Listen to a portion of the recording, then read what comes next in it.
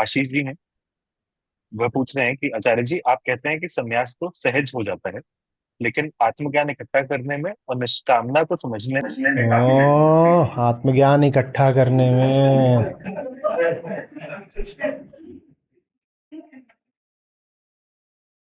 काय में रखोगे? टोकरे में, घड़े में, संदूक में? कहाँ रखोगे बताओ?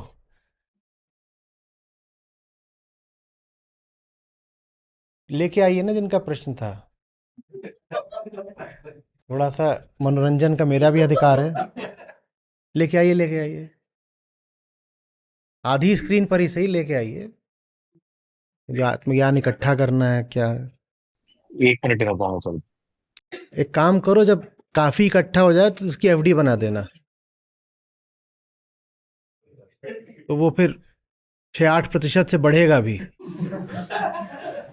उसको बोलेंगे ज्ञानवर्धन।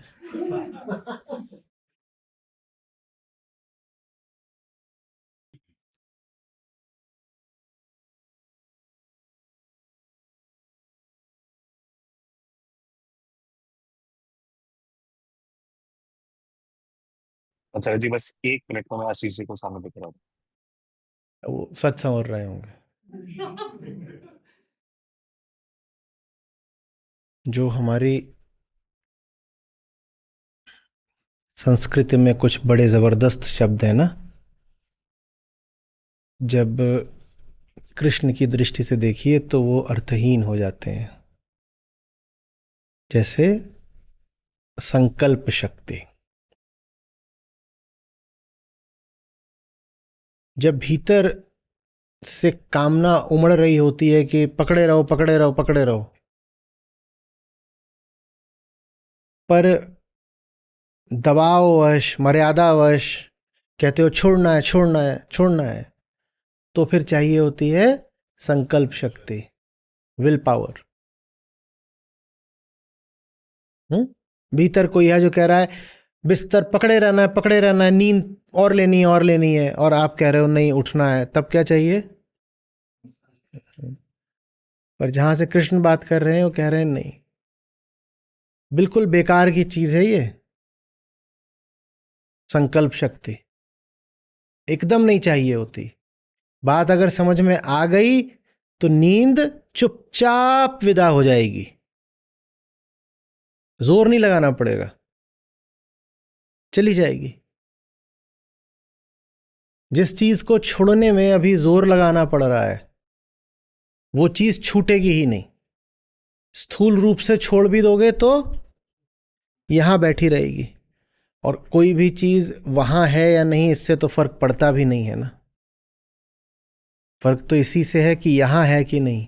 अगर जोर लगा रहे हो तो यहां से नहीं निकाल पाओगे, जोर लगा के बस वहां से निकाल सकते हो।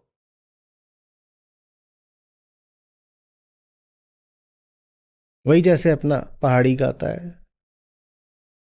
जुदा होके भी तू मुझ में कहीं बाकी है। इसका क्या मतलब है?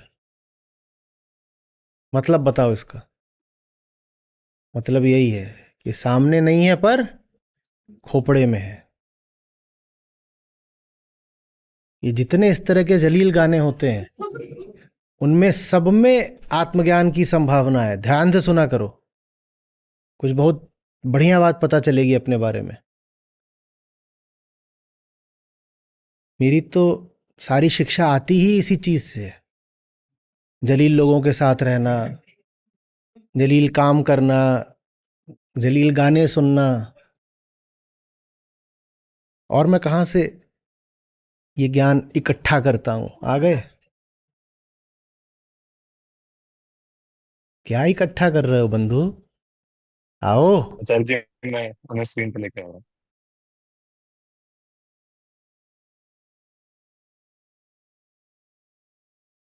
आप पहले थोड़ा वजन इकट्ठा करो।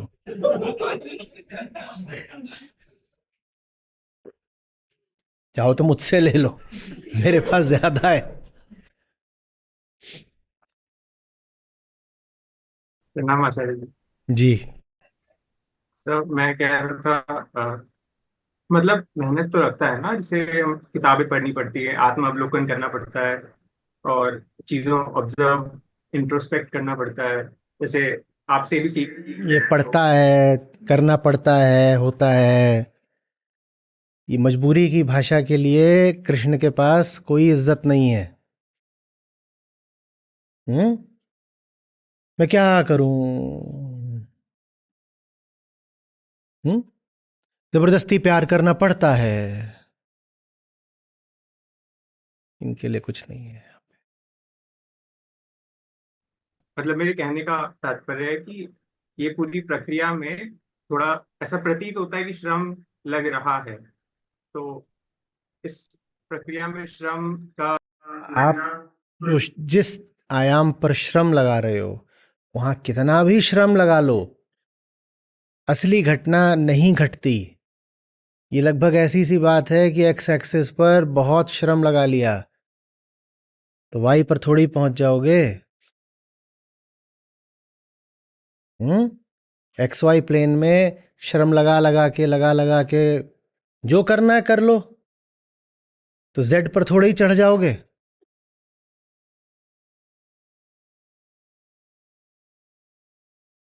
श्रम को आप अक्सर आत्मज्ञान का विकल्प बनाते हो।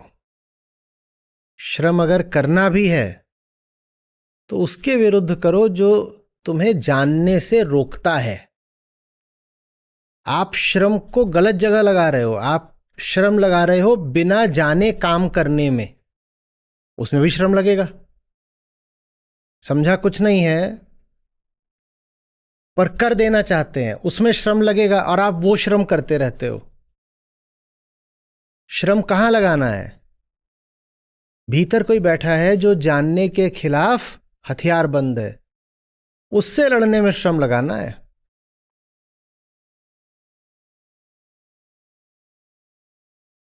जो पूरी श्रमण परंपरा ही रही है वो यही है। जो बाहर बाहर श्रम करे वो संसारी है।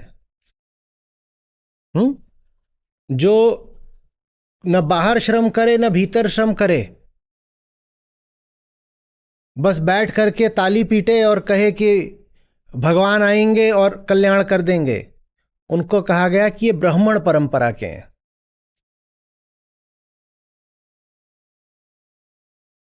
कर्मकांडी, कि बैठ करके ये अनुष्ठान कर दिया, ऐसा कर दिया, वैसा कर दिया और सोचा कि अब फलाने देवी देवता आएंगे और हमारा उद्धार कर देंगे। ये ब्राह्मण परंपरा थी।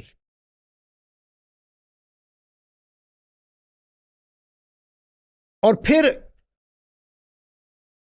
श्रमण, जिन्होंने कहा नहीं ऐसे नहीं होगा, मेहनत तो करनी पड़ेगी, पर वैसी मेहनत नहीं जैसी संसारी करता है।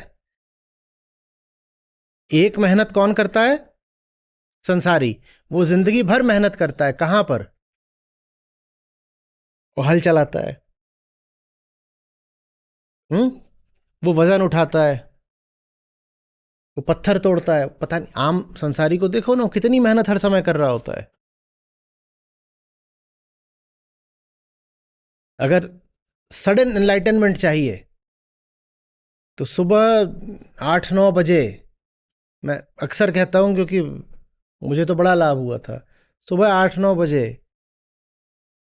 किसी चौराहे के पास खड़े हो जाओ और देखो कि आम आदमी कितनी तो मेहनत करता है। 1 घंटा तो सिर्फ उसे अपने ऑफिस पहुंचने में लगता है, और वो सड़क पर सिर्फ तब होता है जब पीक ट्रैफिक होता है। सड़क खाली भी होती है, पर जब सड़क खाली होती है तो उसकी मजबूरी है कि उसे सोना पड़ता है। वो सड़क पर सिर्फ तब होता है जब सड़क पर मैक्सिमम, अधिकतम ट्रैफिक होता है। और फिर जाकर के शाम को 7-8 बजे वहां खड़े हो जाओ जब वही व्यक्ति लौट रहा होता है, तब उसका मुंह देखो। तो संसारी बड़ी मेहनत करता है। और जो कर्मकांडी वो कहता है कोई मेहनत की जरूरत ही नहीं है, मैं क्या करूंगा, मैं कुछ कर्मकांड करूंगा मेरा सब कुछ हो जाएगा। और फिर इन दोनों से ऊपर है जो श्रमण है। वो कहता है मेहनत तो करनी है।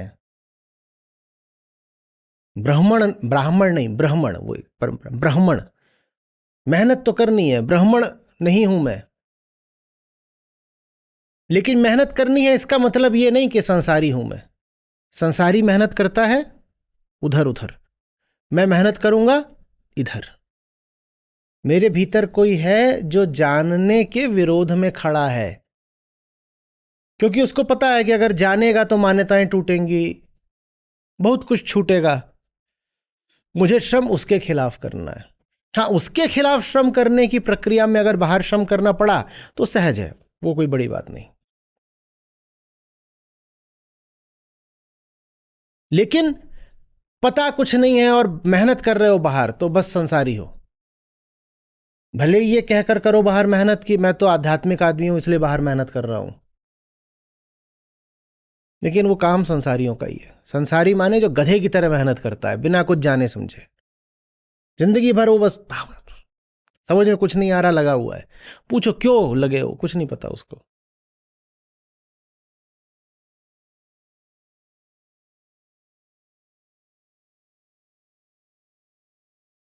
हमारी बात समझ में, बाहर के श्रम की मनाही नहीं करी जा रही है। ठीक वैसे जैसे हमने कहा था कि सन्यास हो जाता है, वैसे ही बाहर का श्रम हो जाता है। असली चीज है भीतर का श्रम। भीतर का श्रम करने की प्रक्रिया में बाहर भी श्रम यदि आवश्यक हो तो हो जाता है, और आवश्यक ना हो तो करने की कोई जरूरत भी नहीं है। कोई ये जिम्मेदारी अनिवार्यता लेकर थोड़ी पैदा हुए हो कि बाहर पत्थर तोड़ने ही तोड़ने।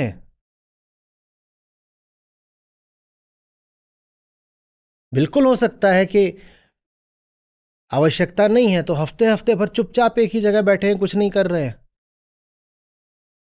और उसमें कोई अपमान की बात नहीं हो गई। नमस्ते आचार्य जी। आज के सत्र में 2 लाइंस थी, मुझे समझ में नहीं आई तो मैं सोचा पूछ लूँ। आपने कहा था कि भविष्य माने समय, समय माने मन। जो मन को पढ़ लेता है वो भविष्य देख लेता है। सो ये समय माने मन थोड़ा समझा नहीं मुझे।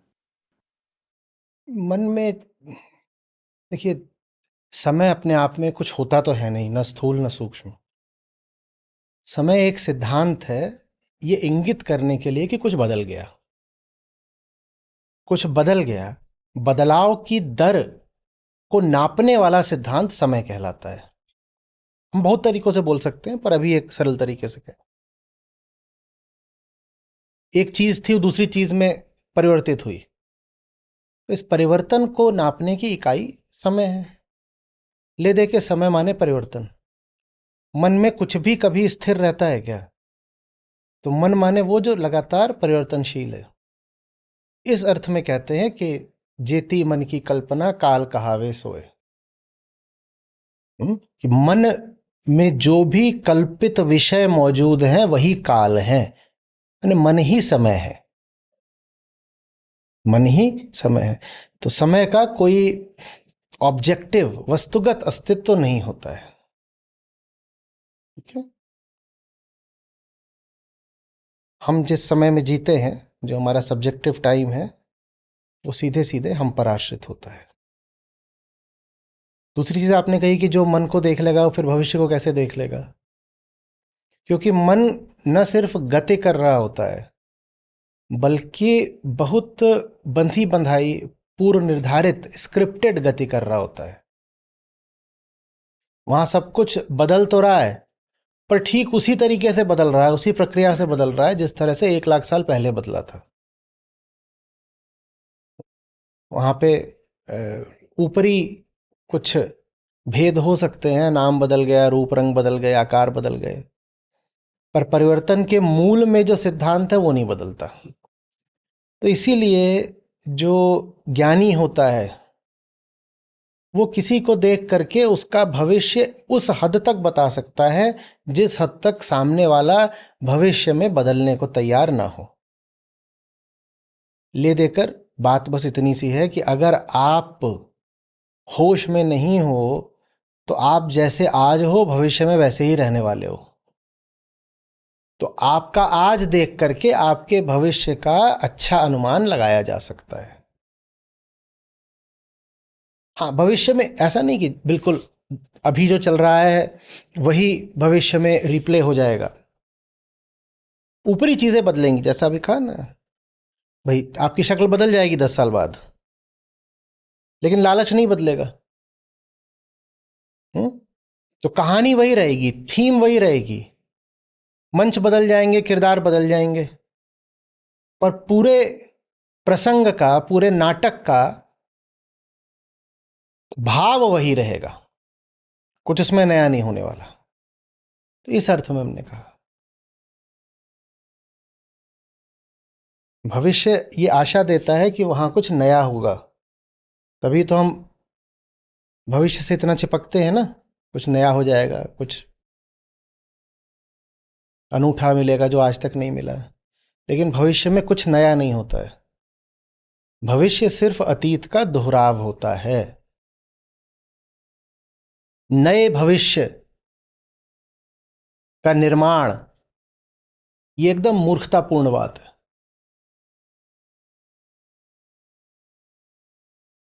भविष्य से मुक्त हुआ जाता है, नए भविष्य का निर्माण नहीं करा जाता।